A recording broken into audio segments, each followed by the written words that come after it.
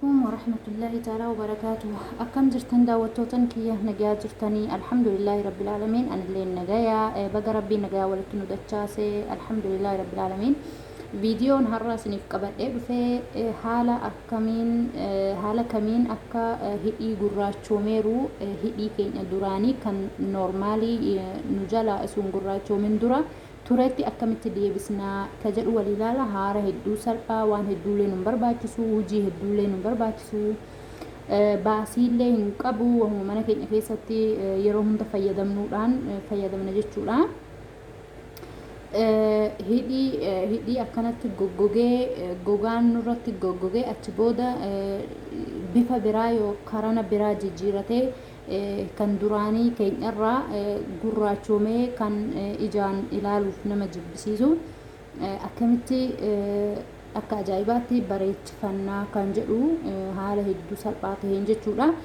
Kana godhuudhaaf inshallah isinitti dheeressuu wantoota sadii qofaa nu barbaachisanii isaanis akkuma asitti argitan kana akka asitti argitan kana isinitti mul'ata jedhee yaada. Sukkaar jechuudha. Sukkaar kanuma shaayiidhaan dhugnu san jechuudha. Kana barbaannaa tokkoffaan. Lammaffaan faaziliinii. Ayyi faaziliin jechuudha. Rakkoo takka hin qabu. Faaziliinuma barbaade ta'uu rakkoo hin qabu. Garuu seedaliyaadhaa ta'uu qaba. Xubbii akka ta'u jechuudha. Itti aansuudhaan dhugoo yookaan xuuxxoo barbaanna jechuudha. Akkamitti fayyadamna? Akkanatti eegaa dhugoo cinaa isaa cirreen booda qaaguma fal'aan tokko ta'u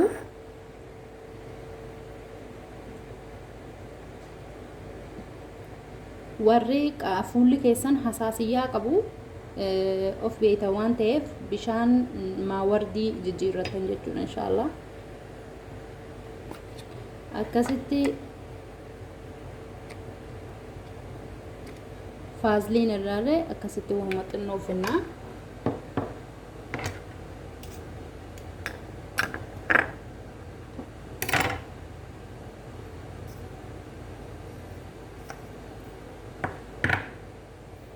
Kuni ammoo sukkaar xiqqoodha jechuudha.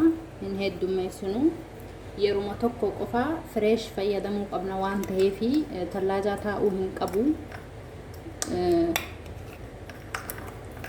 Wahuma yeroo tokko fayyadamnu qofaa goona.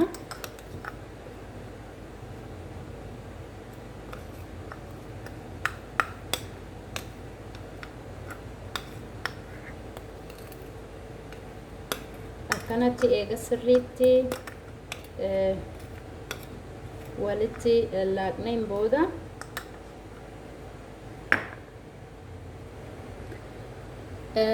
akkamitti fayyadamna? Aadii yoo farshaa ilkaan itti rigattan kan qofaa kan ilkaan deebitanii itti riganne yoo qabaattan gaariidha.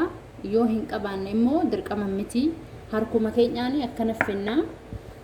Akkana harka keenyatti eega finnee hidhii keenya irratti akkana rigna jechuudha. Suutaani misaaj goona jechuudha. Haga daqiiqaa 3 haga 5 jechuudha. Sirriitti riguu qabna.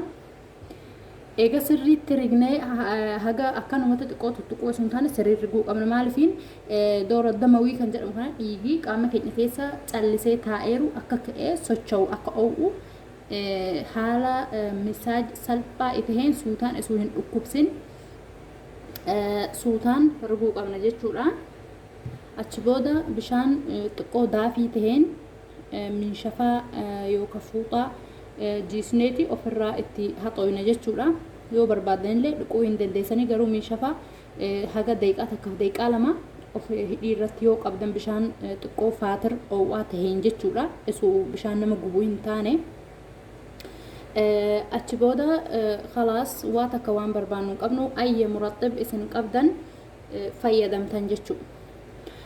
Yoo hidhiin keenya akka nama chaapistik dibateetti loon isaa wardii itoo warri barbaadan dammil qazaal kan jedhamu san fiddaniiti xiqqoo maawardii waliin walitti laaqtanii yoo barbaadan illee faaziliin zayituun illee akkasuma ni tahaa rakkoo takkaa hin qabu. achi booda hidhii keessan irratti dibattanii yoo kan gallaba dibattantee dibattaniitu raftan jechuudha. Ganama yeroo kaatanii ofirraa dhiqxanii haga guyyaan 7-8tti waan kana damqazaal kana hidhii kee yoo dibatte hidhiin kee loon isaa wardii tahaa jechuudha. Chapstick dibachuu sin barbaachisu jechuudha. Dibachuu dhabdullee muqashshar yookaan wanneen maaskii amma hidhiidhaaf goone kuni qoshashaa fi gogaa du'eeru haalaan nurraa kaasa waan ta'eef hidhiin keenya akkanumatti hin bareede jechuudha. Nama hin jibbisiisu hin gurraachomu jechuudha. Qarqara kanarratti kan akkana gurraachomee wanni dheedhee taa'u nurraa deema jechuudha. Kana yoo xiqqaate torbanitti yeroo 3 fi akkana fayyadamuu dandeessan. Guyyuu fayyadamtanillee haga yoo kan gurraachomee hidhii keessanii baay'ee ta'e guyyuu yoo fayyadamtanillee rakkoo takkaan qabu miidhaa nama fiduu hin qabu. Sukkarillee faaziliinillee dhugoonillee waa takka dhiibbaa nama fiduu hin qabu jechuudha. Yeroo hunda godhuudhaafillee ani biizii yeroo hin qabu immoo kan jettu taatu torbanitti yeroo 2-3 yoo fayyadamte akka ajaa'ibaatti sirraa deema jechuudha. Inshaallah viidiyoon keenya har'aa kana fakkaata. Akkasinitti tolu abdiin qaba. Warroonni na jajjabeessaa jirtan hedduu sin galateeffadha. Hedduu naaf jiraadha sinin jedha. Akkanumaan itti fufaa. Warroonni haaraa dhuftan subscribe godhuu hin dagatinaa. Liinkii tuquu akkasuma jaras dhahaa wannin viidiyoon ani hojjedhee gadhiisu akka dafee sin bira qaqqabatu jechuudha. Inshaallah akkasinitti tolu abdiin qaba. Waan biraa waan sin hojjedhu yoo qabaattan koomeentii jala naaf ka'a. Yaada qabdan naaf kennaa sin jedha. Viidiyoo biraatiin haga walitti deebinutti nagayaan naaf turaa sin jedha. Assalaamu alaykum wa rahmatullahi ta'ala wa barakaatuh.